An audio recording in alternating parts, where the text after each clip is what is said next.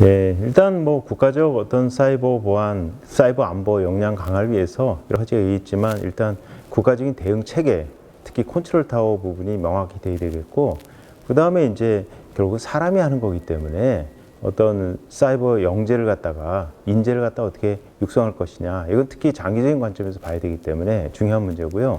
그리고 이제 건전한 생태계를 갖다가 조성하기 위해서 산업이 제대로 발전돼야 되겠는데, 이것이 금방 돈이 되는 산업이 아니거든요. 그렇지만 국가에 꼭 필요한 산업이기 때문에 우리가 국가에서 좀 더 장기적 어떤 이윤착출적인 관점만 가지 않고 국가에 꼭 필요한 산업이라는 관점에서 어떻게 육성할 것이냐, 이런 것이 종합적으로 됐을 때 우리의 사이버 안보 역량이 어떤 강화되지 않을까, 그렇게 생각합니다. 어떤 그 사이버 테러 방지법을 서상기 의원이 3월 달에 제안하셨지만 그 후에 별로 탄력을 받지 못하고 있죠. 그래서 저는 그때 도리어 이제 사이버 안보 강화법이라고 하자, 그런 얘기를 했는데, 사이버 안보를 강화해야 된다는 건 누구도 이견이 없습니다. 그런데 이제 그 방법론에 있어서는 이제 국정원이 가장 기술적 능력이 뛰어나지만 너무 정치적으로 이제 오해를 많이 받고 있기 때문에, 오해인지 하여튼 받고 있기 때문에 국정원 갖고는 안 되겠다 해서 지금 현재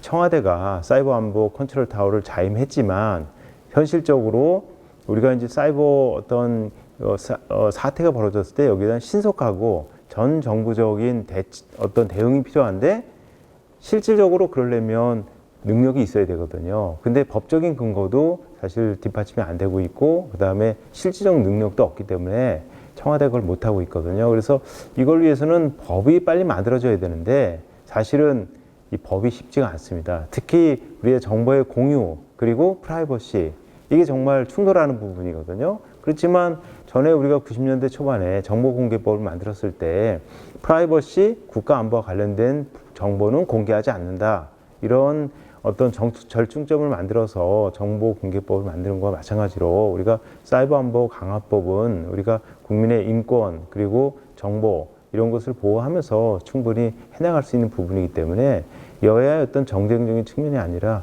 어떤 신속한 어떤 협업, 그걸 통한 법제화, 이것이 필요하다고 보고, 저는 사실은 뭐 우리 개인정보보호법도 굉장히 오랫동안 안 만들어져서 이 정보 비관적일 때 갑작스럽게 합의가 돼가지고 만들어지지 않았습니까? 마찬가지로 저는 사이버 안보 강화법도 여야가 마음만 먹으면 빨리 만들 수 있다고 생각합니다.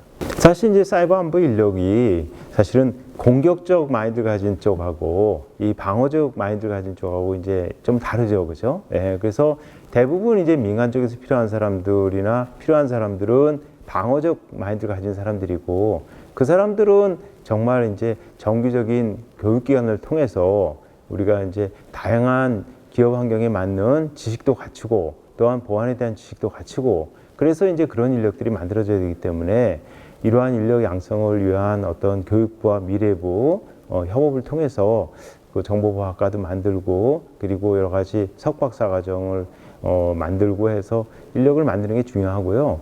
또 한편으로 이제 공격적, 특히 사이버 국방이라든지 그런 안보 측면에서의 공격적 화이트 해커라고 그러죠. 이 친구들을 갖다 이제 양성하려면 이제 조기 어떤 우리가 과학 영재를 발굴하는 것과 마찬가지로 정보보호 영재원 같은 거를 중고등학생을 대상으로 만들어서, 그리고 이제 그 친구들이 어떤 영재고등학교, 그 다음에 이제 사이버 국방학과 같은 대학교, 이런 수순을 거쳐서 사이버사라든지 국정원으로 가는 그런 코스를 거쳐야 되는데, 이렇게 투 트랙으로 해야 되는데, 이런 것은 또한 이제 미래부, 국정원, 그리고 교육부 협업이 필요합니다. 그래서 사실 아까 그런 말씀을 잠깐 드렸지만, 우리 ICT 특별법을 만들어서 IT와 관련된 모든 부분에 있어서는 미래부가 이니셔티브를 지게 지금 법적인 근거가 주어졌기 때문에 미래부가 좀 더 이 사이버 안보 보안에 대한 적극적인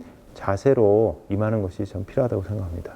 일단은 좀 제값을 받게 했으면 좋겠어요. 그래서 여러 번 얘기했지만 보안이라고 하는 것이 한번 뚫리면 사회 전체를 위험하게 하는 거기 때문에 어떤 최저가 입찰이라든지 이런 거하고는 좀 다른 접근을 해야 되는데 정부부터가 현재 그러지 않고 있거든요. 그렇기 때문에 이제 거기서 오는 문제가 많고 그래서 미국 같은 경우에도 이제 올해 국방수권법이든지 이런 걸 통해서 시스코 장비를 웬만하면 도입을 하게 하려는 그러한 그 입법 활동을 하는데 우리가 그걸 좀 벤치마킹 해야 된다고 생각하고 말로만 계속 나오고 있는 뭐 제값받기 운동이라든지 뭐 유지 보수율을 갖다가 상향 조정한다든지 이것이 현재 말로만 되고 그렇지 제대로 되지 않고 있거든요. 그래서 우리의 보안 산업이 아까 오승원 과장이 얘기한 것처럼 IT는 전 세계 10%인데 보안은 1%밖에 안 된다. 이거 굉장히 비정상적인 거거든요. 왜냐면 IT하고 보안은 같이 나가야 되는데 그런 측면에서 정부가 좀 이것에 대한 새로운 시각으로 접근해야 되는데 그런 점에서 본다고 하면 저는 금융위가 지난번에 어떤 금융보안 육성을 위해서 여러 가지 강제적으로 보안 임원을 갖다 임명하라든지 망분리를 하라든지 투자를 갖다가 뭐 7%를 올리라고 한다든지 이런 여러 가지 강제적인 조치를 취하는 것이 굉장히 의미 깊다고 생각합니다.